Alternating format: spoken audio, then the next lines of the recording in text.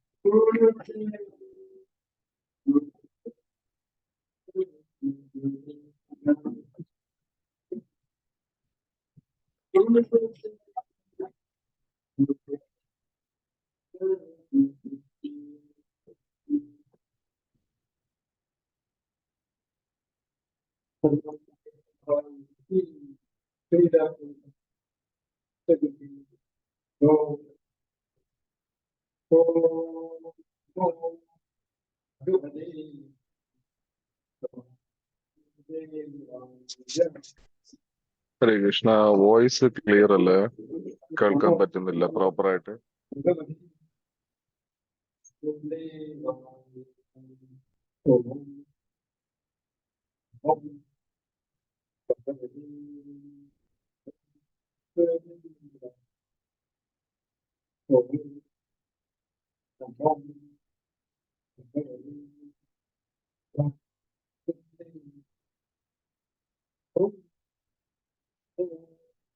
Okay.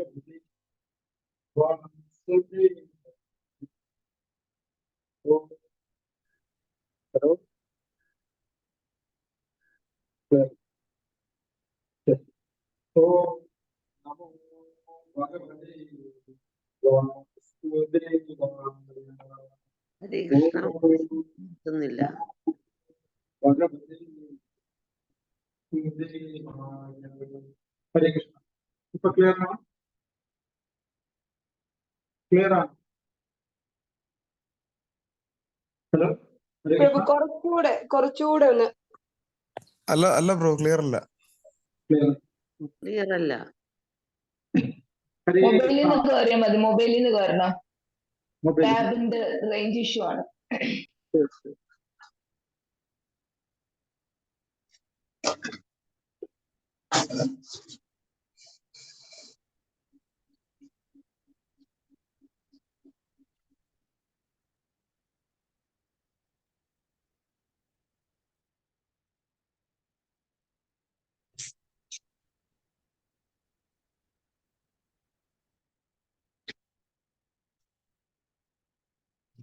ഹരേ കൃഷ്ണ. ഇപ്പൊ clear ആണോ?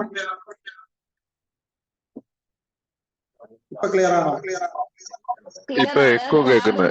Echo. ടാബിന്റെ mic sound mute ചെയ്യണം. പ്രഭു ഓൺലൈനിൽ കയറിയിട്ടുണ്ടെന്ന് തോന്നുന്നു. രണ്ട് എക്കോ വോയിസ് വരുന്നു. ആ ടാബിന്റെ സൗണ്ട് ഒന്ന് മ്യൂട്ട് ചെയ്താൽ മതി. ഓക്കെ, ഇപ്പൊ ക്ലിയർ അല്ലേ? യെസ് യെസ് ക്ലിയറാ. ഹരി ഗോവിന്ദ്. Thank U.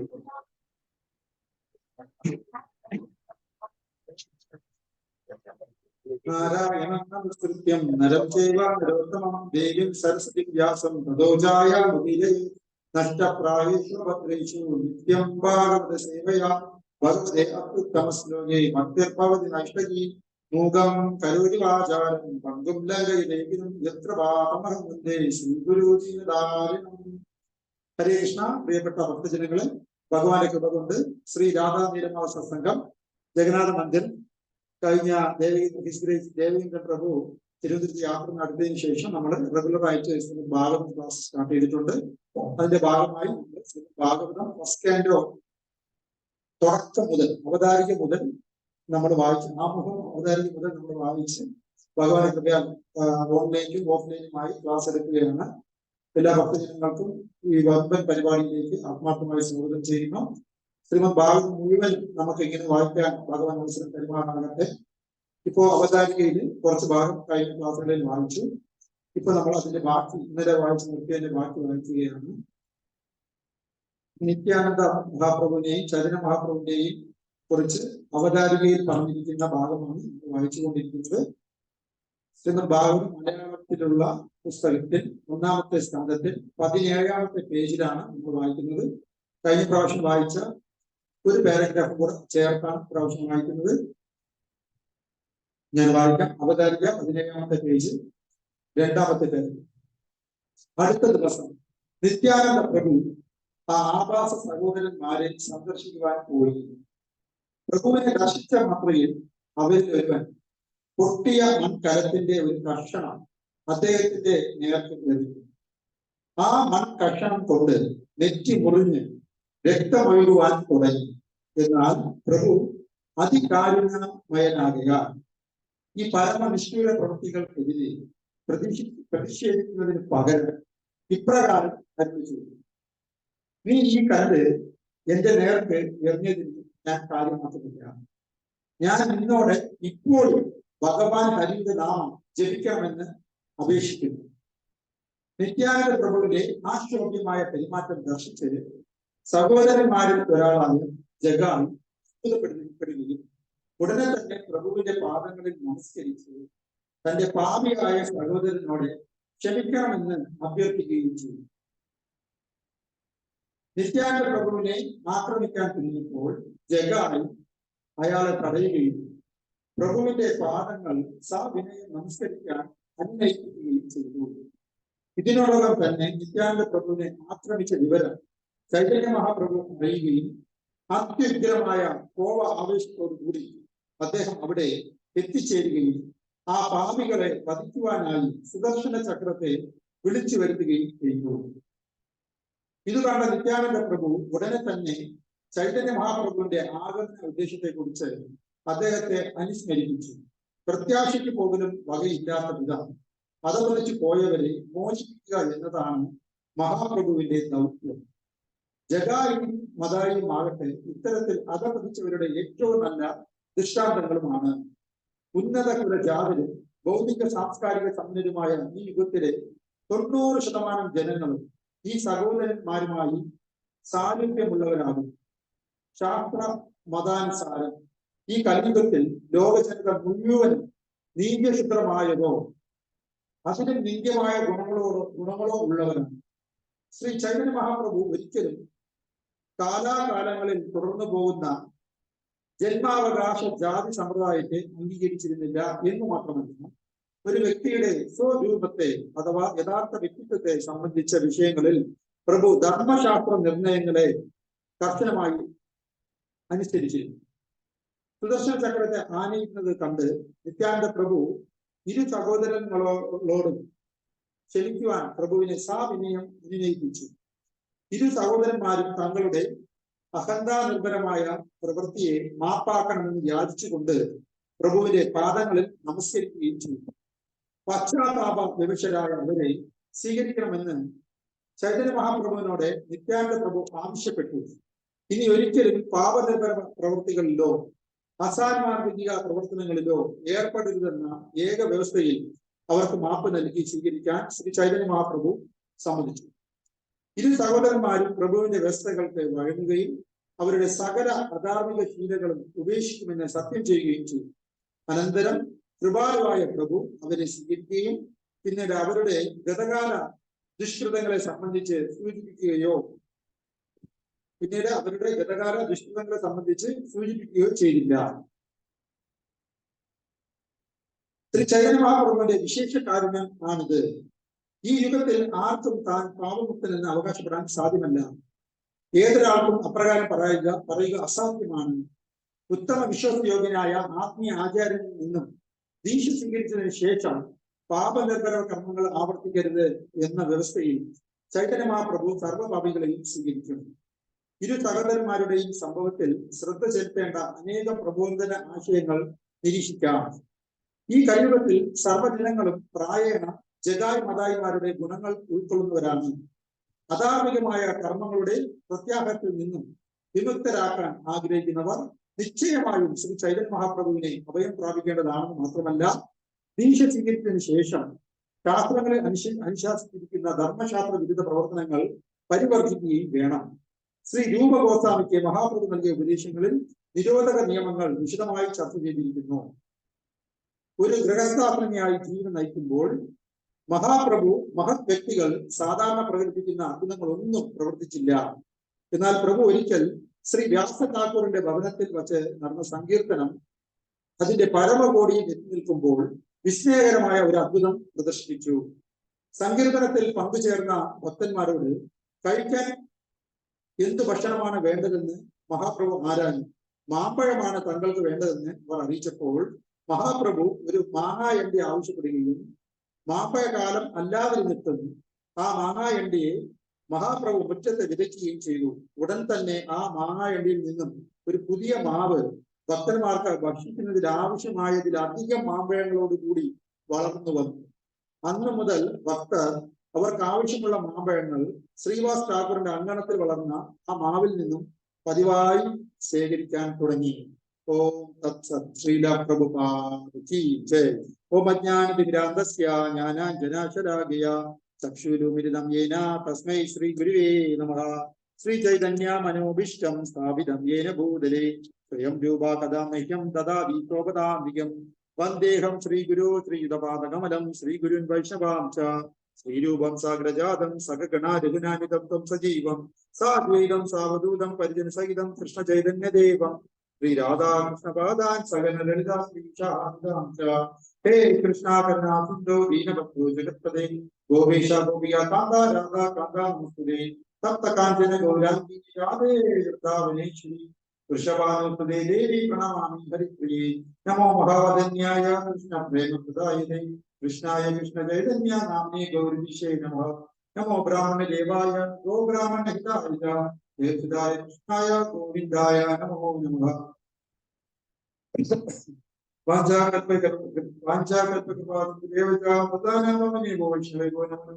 जय श्री कृष्ण चैतन्य प्रभु नित्यानंद हरे कृष्णा कृष्णा कृष्णा हरे हरे हरे राम राम राम हरे ओम श्री कृष्ण कृष्ण महाविष्णु साधिनामि नमामि श्री भागवत समेत श्री पंजाब में लोग श्री महाविष्णु ओम श्री कृष्ण कृष्ण श्री भक्ति राम नाम श्री सत्यदेव हरे कृष्ण कृष्ण कृपया നമ്മൾ ഇന്ന് ശ്രീമദ് ഭാഗവതത്തിന്റെ ആമുഖം കഴിഞ്ഞ അവതാരിക വായിച്ചുകൊണ്ടിരിക്കുകയാണ്. ഭഗവാന്റെ കൃപയ ശ്രീമദ് ഭാഗവതം മുഴുവനും നമുക്ക് ഈ സത്സംഗത്തിൽ ഒരുമിച്ച് വായിക്കാനുള്ള ഭാഗ്യം ഭഗവാൻ തരട്ടെ. 18,000 ശ്ലോകമുള്ള ഈ ശ്രീമദ് ഭാഗവതം മൊത്തം 12 സ്കന്ധങ്ങളായി തിരിച്ചിരിക്കുന്നു. അതിൽ 1ാമത്തെ സ്കന്ധം മുതൽ 12 സ്കന്ധം വരെ പല ഇസ്കോൺ ക്ഷേത്രങ്ങളിലും ഓരോ ദിവസം ഓരോ ശ്ലോകം എന്നുള്ള രീതിയിൽ ക്ലാസ് എടുത്ത് 25 വർഷങ്ങൾക്ക് ശേഷമാണ് അത് ഓരോന്ന് കംപ്ലീറ്റ് ചെയ്യാൻ കഴിഞ്ഞിട്ടുള്ളത്. അപ്പൊ അങ്ങനെ നമ്മള് ഇവിടെ ഭാഗവതം ശ്രീ രാധാ ജഗന്നാഥ മന്ദിറിൽ നമ്മൾ തുടങ്ങി 20 വർഷം കഴിഞ്ഞു. നമ്മളിൽ എത്ര പേര് ഉണ്ടാവുമെന്ന് നമുക്ക് അറിയില്ല. ഭാഗവതം മുഴുവൻ പഠിക്കാനുള്ള ഭാഗ്യം നമുക്ക് ഭഗവാൻ തരുന്നു. ഭാഗവതം വായിക്കുന്നതും ഭക്തന്മാരെ ഡിസ്കസ് ചെയ്ത് പോകുന്നതും വളരെ വലിയ അന്തരമുണ്ട്. എന്തെന്ന് വെച്ചാല് ഭഗവത്ഗീതയിൽ ഭഗവാൻ പറയുന്നത് മച്ചിത്ത മഗ്ഗത പ്രാണ ബോധയന്ത പരസ്പരം കഥയന്തമാമിത്യം ദൃശ്യം വിചാരം. ഭഗവാനെ കുറിച്ചുള്ള ദിവ്യമായ ലീലകളെ കുറിച്ചുള്ള സംഭാഷണങ്ങൾ ഭക്തന്മാര് തമ്മിൽ പരസ്പരം സംസാരിക്കുമ്പോൾ അവർക്ക് ആനന്ദവും സംതൃപ്തിയും കിട്ടുന്നു എന്നാണ് പറയുന്നത്. അപ്പോൾ ഭക്തന്മാർ തമ്മിലുള്ള നല്ല ഗുഡ് റിലേഷൻഷിപ്പ് ആരാണോ ആഗ്രഹിക്കുന്നത് അവരെല്ലാം ശ്രീമദ് ഭാഗവതത്തിനെ കുറിച്ച് ചർച്ച ചെയ്യേണ്ടത്. ശ്രീമദ് ഭാഗവതത്തിനെ കുറിച്ച് ചർച്ച ചെയ്യണമെങ്കിൽ നമുക്ക് ഏറ്റവും എളുപ്പ വഴി എന്ന് പറഞ്ഞാല് റെഗുലർ ആയിട്ട് ഒരു ഭാഗവതം ക്ലാസ്സിൽ അറ്റൻഡ് ചെയ്യുക എന്നുള്ളത്. വലിയ വലിയ ഇപ്പം ഇന്നത്തെ മാനേജ്മെന്റ് സിസ്റ്റം, ഇന്നത്തെ കോർപ്പറേറ്റ് വേൾഡില് പല ട്രെയിനിങ് പ്രോഗ്രാംസ് നടക്കാം. ഈ ട്രെയിനിങ് പ്രോഗ്രാമുകളെല്ലാം അവർ പറയുന്നത് വലിയ വലിയ ടാർഗറ്റ് അച്ചീവ് ചെയ്യണമെങ്കിൽ ആ ടാർഗറ്റിന് ചെറിയ ചെറിയ മൈൽ സ്റ്റോൺ ആയിട്ട് തിരിക്കുക. എന്നിട്ട് ഓരോ ചെറിയ ചെറിയ മൈൽ സ്റ്റോണിനും എത്താൻ വേണ്ടി വർക്ക് ചെയ്യുക. അപ്പോൾ ഓരോ മൈൽ സ്റ്റോൺ ആയിട്ട് നമ്മൾ അച്ചീവ് ചെയ്ത് കുറെ ദിവസം കഴിയുമ്പോൾ 1 മൈൽ സ്റ്റോൺ 2 മൈൽ സ്റ്റോൺ എന്നിങ്ങനെ വലിയ ടാസ്കും നമ്മൾ നിഷ്പ്രയാസം അച്ചീവ് ചെയ്യാൻ പറ്റുമെന്ന് പറഞ്ഞു. എന്നതുപോലെ ഭാഗവതം ഭക്തന്മാർ തമ്മിൽ സംസാരിക്കണം എന്ന് നമ്മൾ പറഞ്ഞ് നോക്കിക്കൊണ്ടിരിക്കുന്നതിനേക്കാളും ഭാഗവതത്തിൽ സമയം ഫിക്സ് ചെയ്യുക, റെഗുലറായിട്ട് പാർട്ടിസിപ്പേറ്റ് ചെയ്യുക. ശീലങ്ങളാണ് ഒരു മനുഷ്യനെ രൂപകൽപ്പന ചെയ്യുന്നത്. ശീലങ്ങൾ കൂട്ടുപലിശ നമുക്ക് കൂട്ടുപലിശ. അപ്പൊ ഏതൊരു വലിയ വലിയ സംഭവം നടക്കണമെങ്കിൽ, ഒരു വലിയൊരു ലൈഫ് സ്റ്റൈൽ നമുക്ക് ഉണ്ടാക്കണമെങ്കിൽ, എന്ത് ലൈഫ് സ്റ്റൈലിലേക്കാണോ നമ്മൾ എത്തേണ്ടത് എന്ന് നമ്മൾ ആഗ്രഹിക്കുമ്പോൾ ആ ലൈഫ് സ്റ്റൈലിലേക്ക് എത്താൻ വേണ്ടിയുള്ള step by step process daily നിത്യവും ചെയ്തു വരുമ്പോൾ കുറെ ദിവസം കഴിയുമ്പോൾ ഈ ഹാബിറ്റ്സ് നമ്മളെ ആ നല്ല ലൈഫ് സ്റ്റൈലിലേക്ക് എത്തും. അപ്പൊ അങ്ങനെയാണെങ്കിൽ 24 മണിക്കൂറിനകത്ത് ഭാഗവതം ഡിസ്കസ് ചെയ്യാൻ ഭക്തന്മാർ ഒരുമിച്ച് കൂടാണ്. എന്ത് തന്നെ ജോലി ചെയ്യുന്നവരായിക്കോട്ടെ, ഏത് ആശ്രമത്തിലുള്ളവരായിക്കോട്ടെ, ഗൃഹസ്ഥാപന ആയിക്കോട്ടെ, വാനപ്രസ്ഥനായിക്കോട്ടെ, സന്യാസി ആയിക്കോട്ടെ, ബ്രഹ്മചാരി ആയിക്കോട്ടെ, 24 മണിക്കൂറിനകത്ത് ഭാഗവതത്തിന് വേണ്ടി ഭക്തന്മാർ തമ്മിൽ ഒരുമിച്ച് ഡിസ്കസ് ചെയ്യാൻ വേണ്ടി ഒരു സമയം മാറ്റിവെക്കേണ്ടത് അത്യന്താപേക്ഷിതം. അങ്ങനെ ശ്രീല പ്രഭുപാദ വളരെ സ്റ്റാൻഡേർഡ് ആയിട്ട് അതിന് സമയം ഫിക്സ് ചെയ്തിട്ടുണ്ട്. എന്താ? രാവിലെ മംഗളാരതി, അതിനുശേഷം നാമജപം, മംഗളാരതി 4 ഫിക്സ് ചെയ്തിട്ടുണ്ട്. അതിനുശേഷം 7 വരെ ജപമാണ്. അതിനുശേഷം ദർശനാരതി കഴിഞ്ഞ് ഗുരുപൂജ കഴിഞ്ഞ് ശ്രീമദ് ഭാഗവതത്തിന്റെ 8 മണി. 8 മണി എന്ന് പറയുമ്പോൾ ലോകമാകമായ 8 മണിക്ക് എല്ലാ ഭക്തജനങ്ങളും അവരവരുടെ സെന്ററിൽ ശ്രീമദ് ഭാഗവതത്തിന് വേണ്ടി ഒരുമിച്ച് കൂടുന്ന സമയം. ഭഗവാന്റെ പ്രകാരം നമുക്ക് ഇന്നിവിടെ ശ്രീ ജഗന്നാഥ മന്ദിർ, ശ്രീ രാധാമേന്ദ്ര വളരെ മനോഹരമായ താള് നമുക്കുണ്ട്. അപ്പൊ അവിടെ നമുക്ക് ശ്രീമദ് ഭാഗവതത്തിന്റെ ഒരുമിച്ച് കൂടാം. ശരിയാണ്, എല്ലാ ഭക്തന്മാരും ദൂരേക്കുള്ള ആൾക്കാരും അവർക്ക് എല്ലാവർക്കും ഒരുമിച്ച് ശ്രീമദ് ഭാഗവതത്തിന് എത്താൻ കഴിഞ്ഞ നേരത്തിലാണ് ദൂരെ കൂടുതലും ജോലി തിരച്ചോ. അപ്പൊ അതുകൊണ്ട് ഭഗവാൻ വീണ്ടും കരുണാമയനാണ്. എന്താ? സൂം അല്ലെ, ഓൺലൈൻ ക്ലാസ്സസ് എന്നിങ്ങനെ ഒരുപാട് അവസരങ്ങൾ വീണ്ടും കൃഷ്ണൻ ചൊരിഞ്ഞിരിക്കുകയാണ്. അപ്പൊ ലോകത്ത് എവിടെ ഇരുന്നാലും നമുക്ക് ശ്രീമദ് ഭാഗവതം കേൾക്കാനും ഒരുമിച്ച് കൂടാനുള്ള അവസരം ഭഗവാൻ വീണ്ടും തന്നിരിക്കുകയാണ്. നിങ്ങൾ ആലോചിച്ച് നോക്കണം, നമ്മൾ വളരെ ഭാഗ്യവാന്മാരാണ്, ഒരു സംശയം വേണം. എന്തുകൊണ്ടെന്ന് വെച്ചാല് ഒരു 500 വർഷങ്ങൾക്ക് മുമ്പ് നമുക്കൊരു ശ്രീമദ് ഭാഗവതം വേണം എന്ന് പറഞ്ഞു. അത് അച്ചടി ഇല്ലാത്ത കാലം, സെറോക്സ് ഇല്ല, ഫോട്ടോ കോപ്പി ഇല്ല, മെഷീനുള്ള കാലഘട്ടം അല്ല. നേരിച്ചുള്ള ഒരു ഭാഗവത സെറ്റ് നമുക്ക് വേണമെങ്കിൽ ആരുടെ കയ്യിലാണോ ശ്രീമദ് ഭാഗവതം ഉള്ളത് അവരുടെ അടുത്ത് പോയി കുത്തിയിരുന്ന് എഴുതിയെടുക്കുന്ന ഒരു ഓപ്ഷൻ മാത്രമേ ഉള്ളൂ. 18,000 ശ്ലോകവും സ്വന്തം കൈകൊണ്ട് എഴുതിയെടുക്കുക മാത്രമേ നിവൃത്തി ഉണ്ടായിരുന്നു. എന്നാൽ ഇന്ന് ഭഗവാൻ എന്ത് കരുണാമയനാണ് നമ്മളോട്. ഭഗവാൻ നമുക്ക് അച്ചടി ഭാഷ തന്നിരിക്കുന്നു, അച്ചടിക്കാൻ പ്രസ് തന്നിരിക്കുന്നു, പ്രസ്സിന് നല്ല പേപ്പർ തന്നിരിക്കുന്നു. അത് പുസ്തകം വഴി ഇസ്കോൺ ലോകമാകമാനം ഏകദേശം 90-ൽ പരം ലാംഗ്വേജിൽ അവരവരുടെ ഭാഷയിൽ മനസ്സിലാകുന്ന ഭാഷയിൽ ഇത് തർജ്ജിമ ചെയ്തിരിക്കുന്നു. അത് നമ്മുടെ കയ്യിൽ ഭഗവാൻ ഇസ്കോണിന്റെ വഴി എത്തിച്ചു തന്നിരിക്കുന്നു. ഇനി അവരവരുടെ വീട്ടിൽ നിന്ന് തുറന്നു വെച്ച് വായിക്കാൻ ആർക്കും സൗകര്യം പോരാഞ്ഞിട്ട് സത്സംഗത്തിൽ എടുപ്പിച്ച് വരാൻ വേണ്ടി സൂം ടെക്നോളജി തന്നിരിക്കുന്നു. ഇതിൽ കൂടി ഇന്ന് എന്താണ് വേണ്ടത്? ശരിയല്ലേ? അപ്പൊ നമ്മുടെ മനസ്സ് മാത്രം സഹകരിച്ചാൽ ഈ ശ്രീമദ് ഭാഗവതം നമ്മുടെ ജീവിതത്തിൽ ആത്മാക്കാൻ പറ്റും. ഭഗവാന്റെ കൃപ നമുക്കതിന് കഴിയുമാറാകും. You must read Shrimad Bhagavatam. ഒരു പുസ്തകത്തില് അതിന്റെ ഹെഡിങ് ഇതാണ്, you must read Shrimad Bhagavatam. നിങ്ങൾ തീർച്ചയായിട്ടും ശ്രീമദ് ഭാഗവതം വായിച്ചിരിക്കും. എന്തുകൊണ്ട്? ശ്രീമദ് ഭാഗവതം എന്തുകൊണ്ട് വായിക്കണം? ആ പുസ്തകത്തിൽ പറഞ്ഞിരിക്കുന്നത് എന്തുകൊണ്ടെന്നാൽ ഭാഗവതം വായിക്കുമ്പോൾ നമ്മുടെ എല്ലാ ആൻസൈറ്റീസും, ആൻസൈറ്റി എന്ന് പറയുമ്പോൾ എന്താ, ടെൻഷൻ,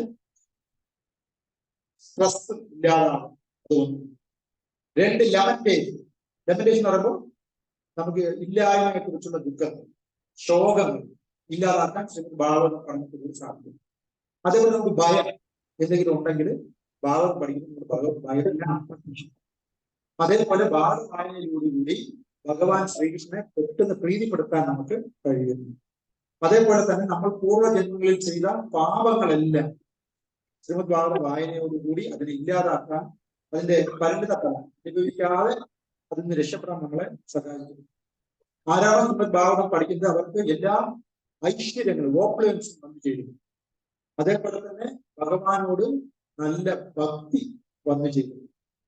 അതേപോലെ നമ്മുടെ എല്ലാ ആഗ്രഹങ്ങളും സാറ്റിസ്ഫൈ ചെയ്യാൻ, ഫുൾഫിൽ ചെയ്യാൻ ശ്രീമദ് ഭാഗവതത്തിലൂടെ നമുക്ക് പെട്ടെന്ന് അവസരം കൈവരും. അതേപോലെ തന്നെ നമ്മുടെ എല്ലാ അമംഗളമായ കാര്യങ്ങളും നമ്മളിൽ നിന്ന് ദൂരെയാക്കാൻ ശ്രീമദ് ഭാഗവതത്തിൽ വായനയിലൂടെ നമുക്ക് സാധിക്കുന്നു. അതേപോലെ തന്നെ നമ്മളെ ഈ ഭൗതിക ലോകത്തിൽ നിന്നും വൈകുണ്ഠത്തിലേക്ക് ഉയർത്തുവാൻ ശ്രീമദ് ഭാഗവത വായനയിലൂടെ സാധിക്കുന്നു. അതേപോലെ തന്നെ നമ്മുടെ നരകത്തിനെ കുറിച്ച് കേൾക്കുമ്പോൾ എല്ലാവർക്കും ഭയമുണ്ട്. ആ നരകത്തിൽ നിന്നുള്ള ഭയത്തിൽ നിന്ന് നമ്മളെ ശ്രീമദ് ഭാഗവത വായന പഠനം രക്ഷിക്കുന്നു. അതേപോലെ തന്നെ നമ്മുടെ എല്ലാ ബോണ്ടേജ്, നമ്മുടെ പൂർവ്വജന്മങ്ങളിൽ ചെയ്ത കർമ്മഫലങ്ങളുടെ കുരുക്കിൽ നിന്നും മുക്തനാക്കാൻ ശ്രീമദ് ഭാഗവതം നമ്മളെ സഹായിക്കുന്നു. അതേപോലെ തന്നെ കലിയുഗത്തിൽ ഒരുപാട് ബാഡ് കാര്യങ്ങളുണ്ട്, തെറ്റായ ദോഷങ്ങളുണ്ട്. ആ ദോഷങ്ങളിൽ നിന്നും മുക്തി പ്രാപിക്കാൻ ശ്രീമദ് ഭാഗവത പഠനത്തിലൂടെ നമുക്ക് കഴിയുന്നു. അതേപോലെ നമ്മുടെ എന്ത് എഫോർട്ട് നമ്മൾ ഇട്ടാലും അതിന് റിസൾട്ട് കിട്ടണമെന്നില്ല. കാരണം നമ്മുടെ പ്രാരാബ്ധ കർമ്മങ്ങളും പൂർവ്വജന്മ ദോഷങ്ങളും നമ്മൾ അതിനെ ബാധിച്ചു. എന്നാൽ നമ്മൾ ഇടുന്ന എഫോർട്ടിന് റിസൾട്ട് കിട്ടണമെങ്കിൽ ശ്രീമദ് ഭാഗവത വായനയിലൂടെ ആ തടസ്സങ്ങളെല്ലാം മാറ്റാൻ, റിസൾട്ട് കിട്ടാനും നമുക്ക് എഫോർട്ടിന് റിസൾട്ട് കിട്ടാൻ വായനയിലൂടെ പെട്ടെന്ന് കഴിയുന്നു. അതേപോലെ തന്നെ എല്ലാ നമ്മുടെ പ്രവർത്തനങ്ങളെയും മംഗളകരമാക്കാൻ ശ്രീമദ് ഭാഗവത വായനയിലൂടെ നമുക്ക് സാധിക്കും. നമ്മുടെ ഒരു വീട്ടില് നല്ല കാര്യങ്ങൾ നടക്കുമ്പോൾ ശ്രീമദ് ഭാഗവതം വായിച്ചാൽ എല്ലാ മംഗളങ്ങളും ആ ഫംഗ്ഷനെ അട്രാക്ട് ചെയ്യുന്നതാണ്. നമ്മുടെ എല്ലാ സ്വപ്നങ്ങൾ സാക്ഷാത്കരിക്കാനും ശ്രീമദ് ഭാഗവത വായനയിലൂടെ നമുക്ക് സാധിക്കും.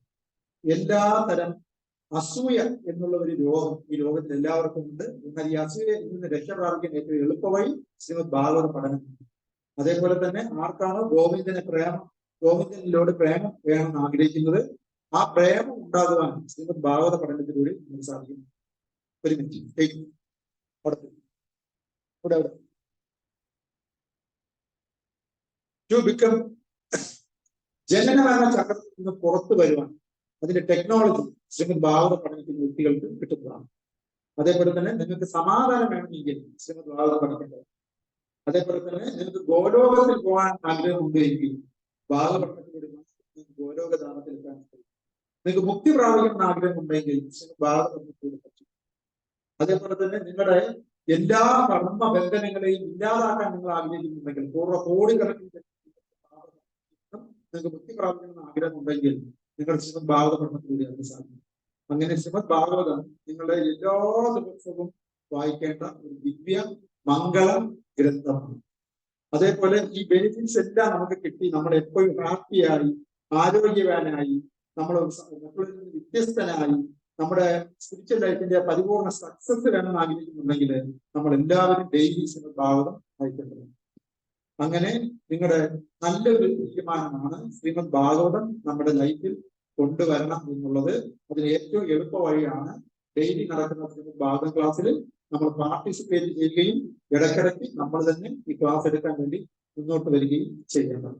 ഓക്കെ, ശ്രീമദ് ഭാഗവതം ഡിസ്കഷൻ ചെയ്യാൻ പ്രത്യേകിച്ച് യോഗ്യതകളൊന്നും ആർക്കും ഭാഗവതം പഠിക്കാവുന്നതാണ്. ഭാഗവതത്തിനെ കുറിച്ച് മറ്റുള്ളവരോട് പറഞ്ഞു കൊടുക്കാൻ അതിനൊരു യോഗ്യത വേണം. ആർക്കും അത് പഠിച്ച് മറ്റുള്ളവരോട് പറയാൻ പറ്റുന്നതാണ്. ശ്രവണമാണ് കീർത്തനത്തിനുള്ള ഏറ്റവും എളുപ്പമാണ്. നമുക്ക് മറ്റുള്ളവരോട് ഭാഗവതം പഠിപ്പിക്കണമെന്ന് ആഗ്രഹമുണ്ടെങ്കിൽ നമ്മൾ ഭാഗവതം നന്നായി കേട്ടുകൊണ്ടിരുന്ന നമ്മൾ പോലും അറിയാതെ ഭാഗവതം മറ്റുള്ളവർക്ക് പറഞ്ഞു കൊടുക്കാൻ കഴിയും. ഓക്കെ, അപ്പൊ ഇതൊരു വർക്ക്ഷോപ്പാണ്. ഭാഗവതത്തിന്റെ വർക്ക്ഷോപ്പാണ്. ഡെയിലി 8 മണിക്ക് നടക്കുന്ന ഈ മനോഹരമായ ഭാഗവത ക്ലാസ്.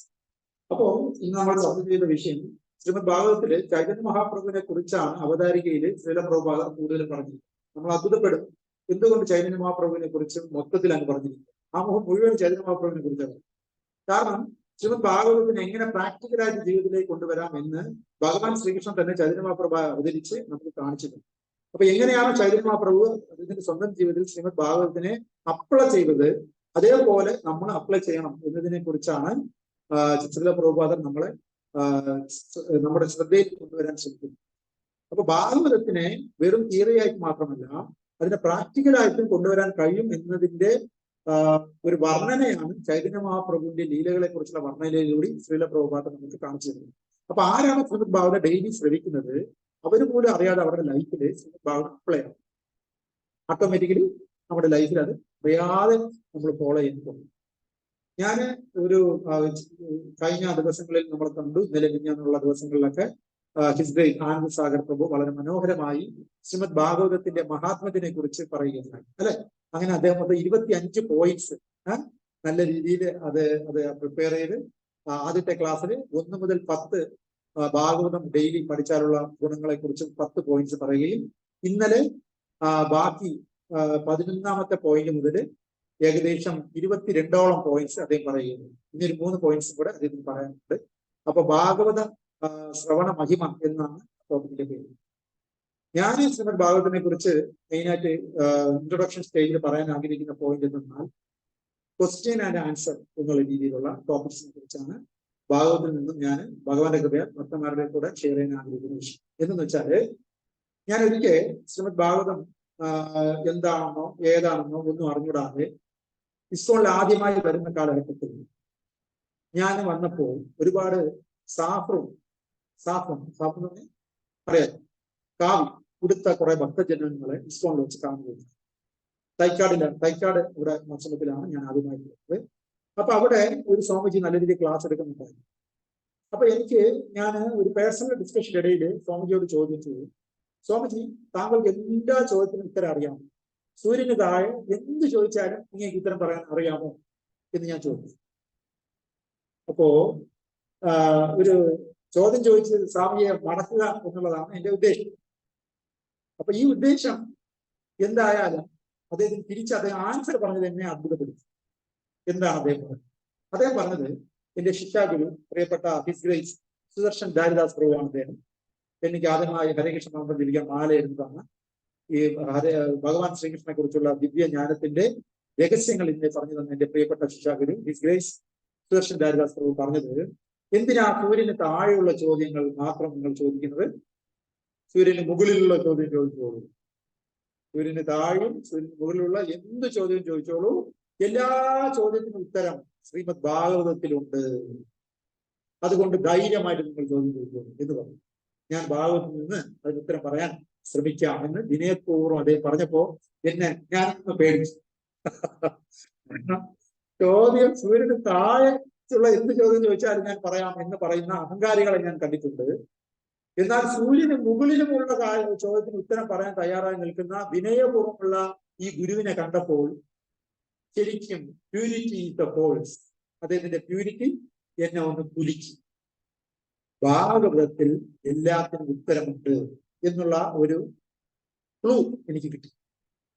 അപ്പൊ അങ്ങനെയുള്ള ഈ ശ്രീമദ് ഭാഗവതം എന്താണ് സംഭവം എന്നതിനെ കുറിച്ച് ഞാൻ പോലും അറിയാതെ എന്റെ ഉൾ മനസ്സിൽ ഒരു ജിജ്ഞാസ ഉണ്ടായി. പ്രിയപ്പെട്ട ഭക്തജനങ്ങൾ, നമുക്കെല്ലാവർക്കും ഒരുപാട് ചോദ്യങ്ങളുണ്ട്. ഈ ലോകം മുഴുവനും ചോദ്യങ്ങൾ കൊണ്ട് ആൾക്കാർ നടക്കും. ഉത്തരം കിട്ടാത്ത ചോദ്യങ്ങൾ കൊണ്ട് പലരും ഡിസ്റ്റർബ്ഡുമാണ്, ദുഃഖിതരാണ്. പലരും ഡിപ്രഷൻ ആവാൻ കാരണം അവർക്ക് ന്യായമായ കുറെ ചോദ്യങ്ങൾക്ക് ഉത്തരം കിട്ടാതെ പോയപ്പോഴാണ് അവർ ഡിപ്രസ്ഡായി മാറിയിരിക്കുന്നത്. എന്നാൽ ഉത്തരം ശ്രീമദ് ഭാഗവതത്തിലുണ്ട്. എല്ലാവരെയും മോട്ടിവേറ്റ് ചെയ്യുന്ന മനോഹരമായ ആൻസർ കൊണ്ട് നിറഞ്ഞു കവിഞ്ഞിരിക്കുകയാണ് ശ്രീമദ് ഭാഗവതം. നിങ്ങൾ ചോദിക്കാൻ തയ്യാറാണോ എങ്കിൽ ഉത്തരം പറയാൻ ശ്രീമദ് ഭാഗവതം റെഡിയായിരിക്കും. നമ്മുടെ ഓരോരുത്തരുടെയും പ്രാദേശിക ഭാഷയിൽ ഭഗവാന്റെയും ഗുരുക്കന്മാരുടെയും ശ്രീല പ്രഭുപാദന്റെയും ഇസ്കോണിന്റെയും ഭക്തന്മാരുടെയും ഒക്കെ കാര്യം കൊണ്ട് നമ്മുടെ പ്രാദേശിക ഭാഷ മലയാളത്തിൽ ചോദ്യം ഉത്തരം എല്ലാം അറിയിക്കുകയാണ്. അപ്പൊ നമ്മളെല്ലാവരും ജിജ്ഞാസുക്കളാണ്. എന്നാൽ ജിജ്ഞാസ എന്ന് പറയാൻ കാരണം നമുക്കെല്ലാം അറിയാനുള്ള ആഗ്രഹം.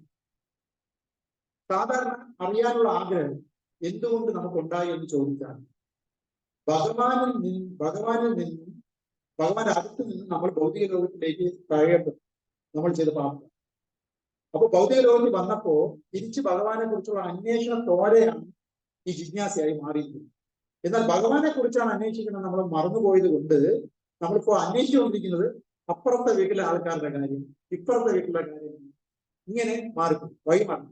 അതായത് ഭഗവാനോടുള്ള പ്രേമഭക്തി ഭൗതിക ലോകത്തിൽ വരുമ്പോൾ അത് കാമമായി പരിണമിക്കും. എന്നാൽ എപ്പോഴാണോ നമ്മൾ ഭഗവാനെ കുറിച്ച് അന്വേഷിക്കുകയും അറിയുകയും ചെയ്യുന്നത്, അപ്പൊ നമ്മുടെ ഉൾ മനസ്സിൽ ആത്മ സുപ്രസീതതി, ഭയങ്കര ആനന്ദം. കാരണം നമ്മൾ എന്താണോ കോടിക്കണക്കിന് ജന്മം അന്വേഷിച്ച് നടക്കുന്നത് അതിന് ഉത്തരമാണ് ഭഗവാനെ കുറിച്ച് അറിയുമ്പോൾ ശ്രദ്ധിച്ചത്. ആ ഒരു ആനന്ദം നമ്മൾ പോലും അറിയാതെ ഒരു ഉള്ളിൽ ഇങ്ങനെ വരും. അങ്ങനെയുള്ള എല്ലാ ചോദ്യത്തിനും ഉത്തരം ശ്രീമദ് ഭാഗവതത്തിലുണ്ട് എന്ന് പറഞ്ഞത് ആരാണ്? പറഞ്ഞത് നാരദനാണ്. ആരോട് പറഞ്ഞു? വ്യാസദേവനോട്. വ്യാസദേവൻ ചിലർക്കാരനാണ്, ഒരിക്കലും ഭഗവാന്റെ ഭക്താവും. എന്നാൽ വ്യാസദേവൻ ഈ സമയത്ത് ഡിസ്റ്റർബാണ്. ശ്രീമദ് ഭാഗവതം ഫസ്റ്റ് സ്റ്റാൻഡേർഡിൽ ആ കഥ പറഞ്ഞിട്ടുണ്ട്. എന്താണ് അവിടെ സംഭവിച്ചത്? ഭഗവത്ഗീതയിൽ പറയുന്ന ഒരു ശ്ലോകം എന്നെ ചിന്തിക്കാൻ പ്രേരിപ്പിച്ചു. എന്താണ്? സർവകർമാൻ പരിത്യജ മാം ഏകം ശരണം പറഞ്ഞു അഹം തോ സർവപാപേഭോ മോക്ഷയിഷാം മാ ശുചഃ. എല്ലാ ധർമ്മങ്ങളും ഉപേക്ഷിച്ച് ഭഗവാൻ ശ്രീകൃഷ്ണൻ പറയുകയാണ്, എന്നെ മാത്രം ശരണം പ്രാപിക്കും, ഞാൻ നിന്റെ സർവപാപ പ്രതികരണങ്ങളിൽ നിന്നും രക്ഷപ്പെടുത്തി തരാം, ഭയപ്പെടേണ്ട. അല്ലെ? ഞാൻ ആലോചിച്ചു, ധർമ്മമാണ് ഉപേക്ഷിക്കാൻ പറയുന്നത്, അധർമ്മത്തിന് അതെങ്ങനെ ശരിയാവും? ധർമ്മം ചെയ്യേണ്ടതല്ലേ? പിന്നെ ഭഗവാൻ ഇവിടെ ധർമ്മത്തിനെയാണല്ലോ ഞാൻ അശ്വര തെറ്റാണോ നോക്കി, അധർമ്മം ഉപേക്ഷിക്കുക എന്നാണോ എഴുതിയിരിക്കുന്നതെന്ന് നോക്കി. അല്ല, ധർമ്മത്തിന് തന്നെയാണ് ഉപേക്ഷിക്കുന്നത്. സാധാരണ നമ്മൾ കേട്ടിട്ടുള്ളത് അല്ലെ, അധർമ്മം ചെയ്യരുത്. ഇവിടെ കൃഷ്ണൻ പറയുന്ന ധർമ്മവും കൂടെ ഉപേക്ഷിച്ചത്, അധർമ്മം അല്ലെങ്കിൽ ചെയ്യാൻ പാടില്ല. എന്നാൽ ഇവിടെ ഭഗവാൻ പറയുന്നത് കുറച്ചുകൂടി വലിയ കാര്യം, ധർമ്മത്തിനെ അല്ലെങ്കിലും ഉപേക്ഷിക്കണം. എന്നാൽ ധർമ്മത്തിനെയും നീ ഉപേക്ഷിച്ചു, നീ എന്റെ അടുത്ത് വരൂ എന്നാണ് പറഞ്ഞത്. ഇതാണ് ആരോട് പറഞ്ഞു കൊടുക്കുന്നത്? നാരദ മഹർഷി ശ്രീമദ് ഭാഗവതത്തിന്റെ തുടക്കത്തിൽ വ്യാസദേവൻ. കാരണം ലോക നന്മയ്ക്ക് വേണ്ടിയാണ് വ്യാസദേവൻ വേദഗ്രന്ഥങ്ങളെല്ലാം എഴുതി പിടിച്ചത്. കാരണം അതിനു മുമ്പ് കേരളത്തിൽ മാത്രമേ തന്നെ ഓർത്തു വെക്കാനുള്ള കഴിവ് മനുഷ്യനുണ്ടായിരുന്നു. എന്നാൽ കലിയുഗത്തിന്റെ തൊട്ട് മുമ്പ് ആ കഴിവ് മനുഷ്യന് നഷ്ടപ്പെട്ടു.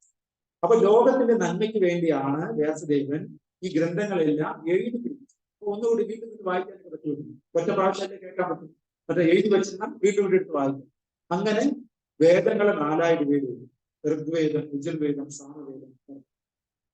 എന്നിട്ട് മനുഷ്യന്റെ ആയുസ് അത് കംപ്ലീറ്റ് പഠിച്ചു തീർക്കാൻ പറ്റാതെ ആയപ്പോൾ അത് വീണ്ടും മനുഷ്യന്റെ സൗകര്യത്തിന് വേണ്ടി ഉപനിഷത്തുകൾ എന്നുള്ള രീതിയിൽ ഗൈഡ് ഉണ്ടാക്കി.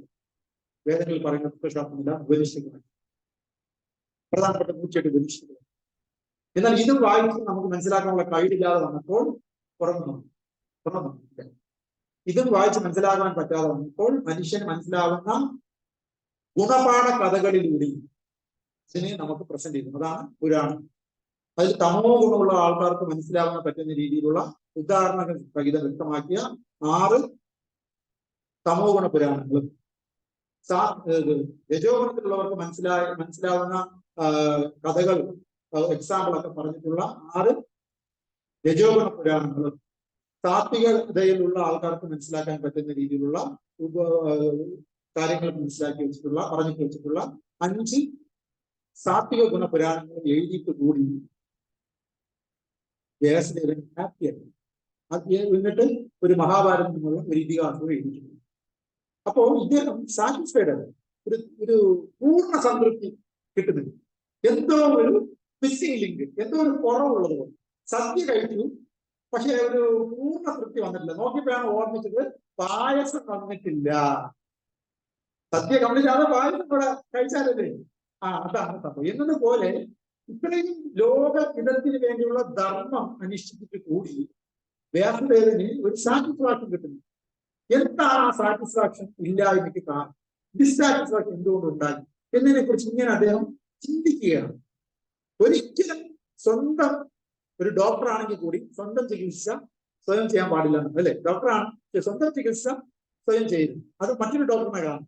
എന്നതുപോലെ സ്പിരിച്വൽ ലൈഫില് എന്നല്ല ആദ്യത്തെ ലൈഫിലും നമുക്കൊരു മെന്റർ ഉണ്ടായി. അപ്പൊ നമ്മുടെ കുറവുകൾ നമ്മൾ മനസ്സിലാക്കി നമ്മളെ ഉപദേശിക്കും. ക്രിക്കറ്റ് കളിക്കാൻ എനിക്ക് കോച്ച് വേണം, നടക്കോ?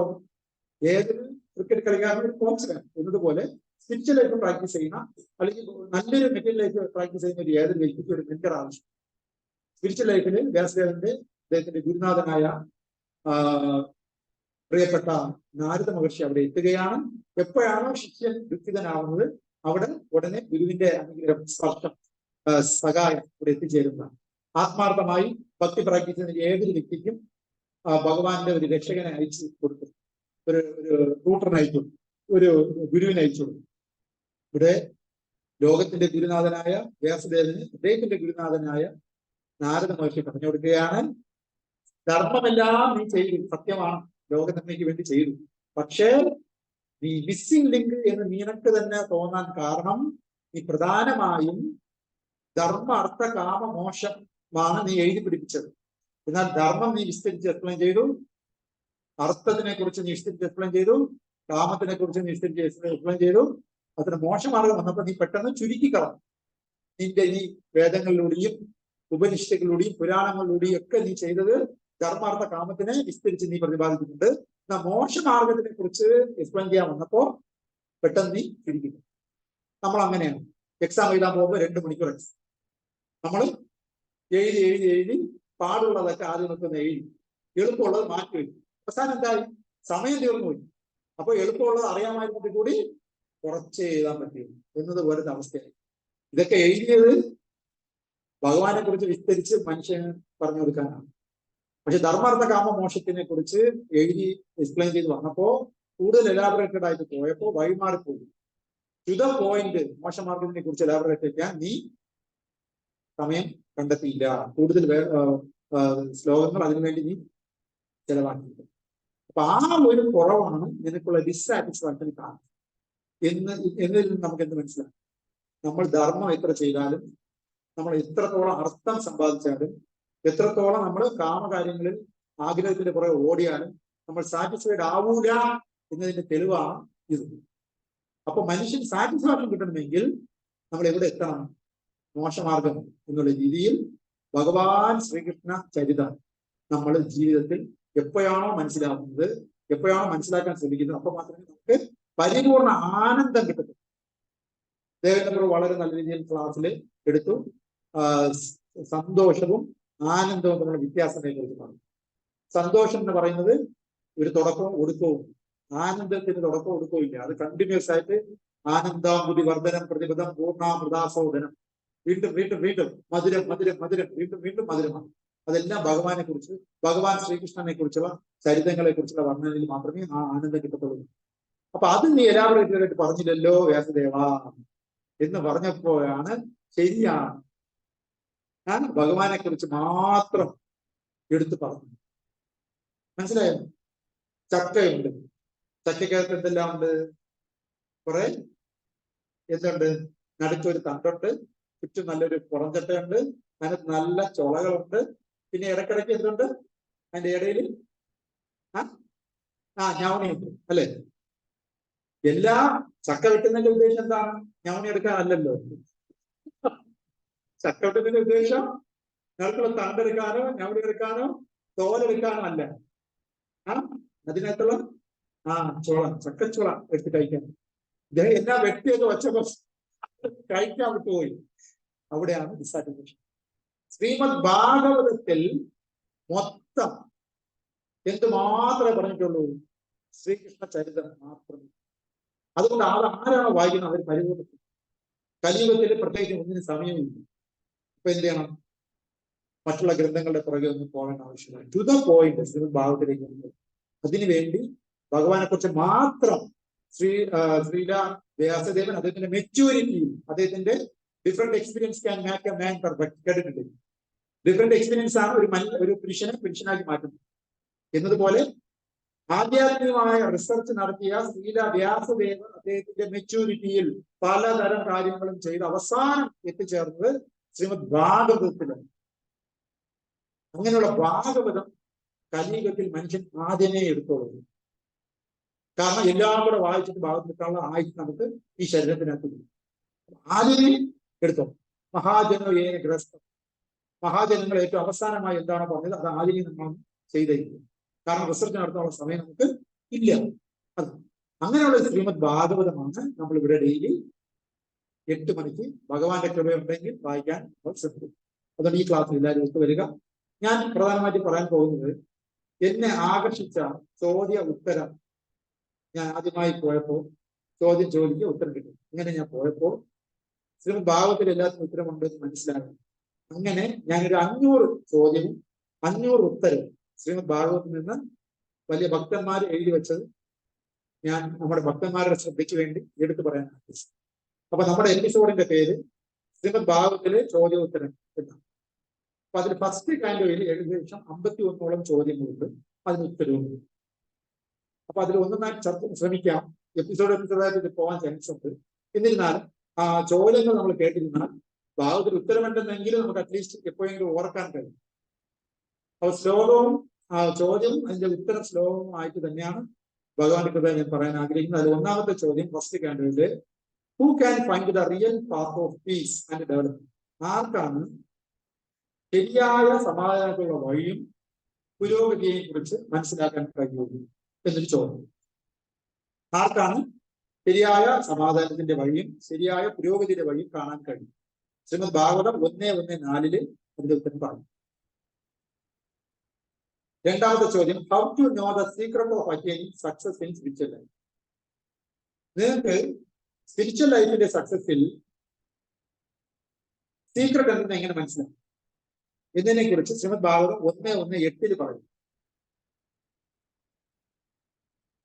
What are the symptoms of people in Kaliyuga? കലിയുഗത്തിലെ ആൾക്കാരുടെ സ്വഭാവ സവിശേഷതകൾ എന്താണ്? ശ്രീമദ് ഭാഗവതം 1:10 പറഞ്ഞു. What is the absolute ultimate good for everyone and also what is the essence of all Vedic scriptures?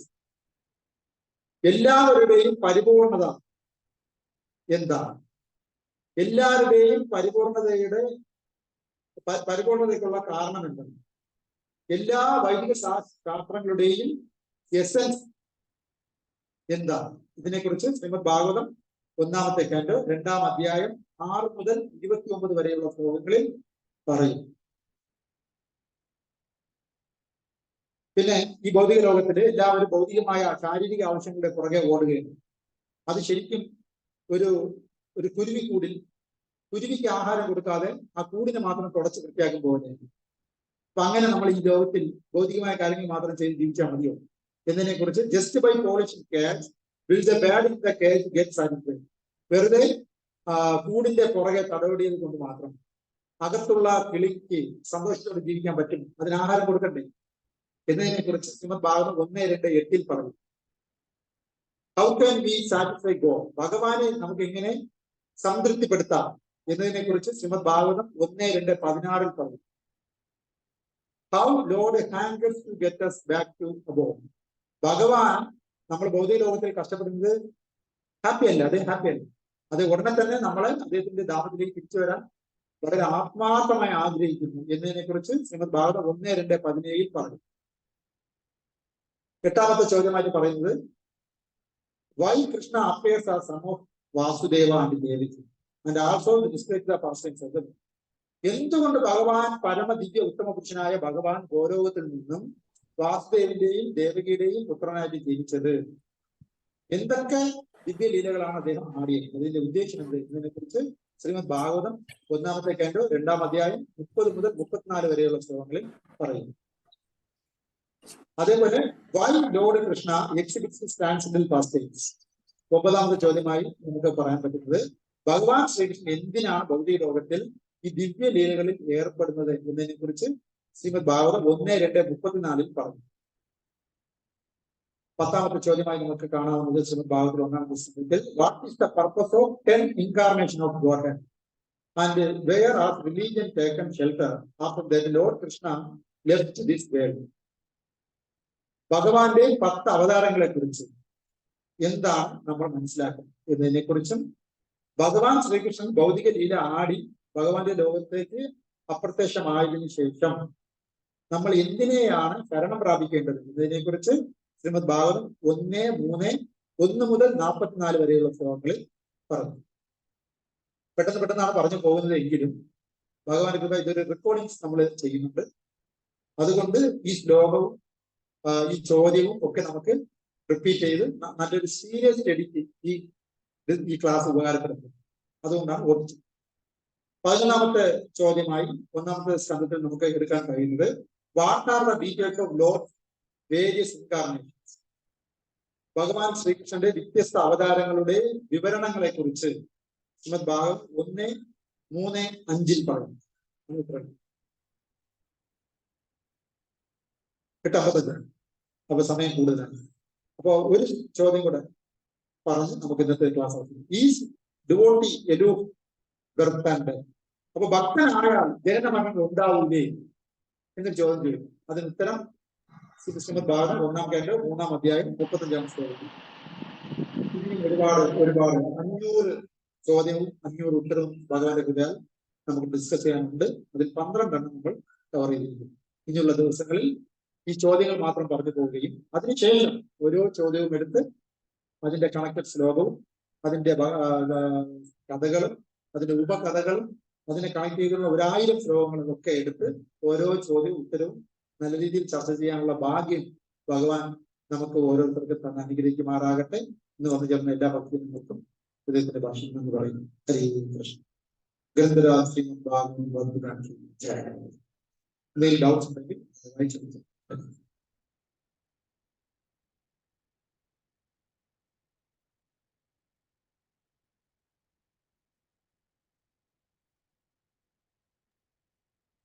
ഹരേ കൃഷ്ണ പ്രഭു. ഈ ക്വസ്റ്റ്യൻസ് ഒക്കെ ഒന്ന് പ്രഭു ഇതില് ഇട്ടിരുന്നെങ്കിൽ ഒന്ന് എഴുതിയെടുക്കായിരുന്നു. എനിക്ക് എന്റെ കാര്യം ഞാൻ പറയും. മെസ്സേജ് ആയിട്ട് ഈ ചോദ്യം ഉത്തരവും ഞാൻ ടൈപ്പ് ചെയ്ത് നമ്മുടെ ഗ്രൂപ്പിൽ ഇടാം. ആൻസർ പിന്നെ പ്രഭു പറയുമല്ലോ. ക്വസ്റ്റ്യൻസ് ഇട്ടാലും ശരി. ഹരേ കൃഷ്ണ. എല്ലാ ദിവസവും ഭക്തജനങ്ങൾ നമുക്ക് ഒരുമിച്ച് കൂടാം. ശ്രീമദ് ഭാഗവതത്തിനെ സേവിക്കണം. ഹരേ കൃഷ്ണ. ഗ്രന്ഥരാജ് ശ്രീമദ് ഭാഗവതം ശ്രീലപ്രഭ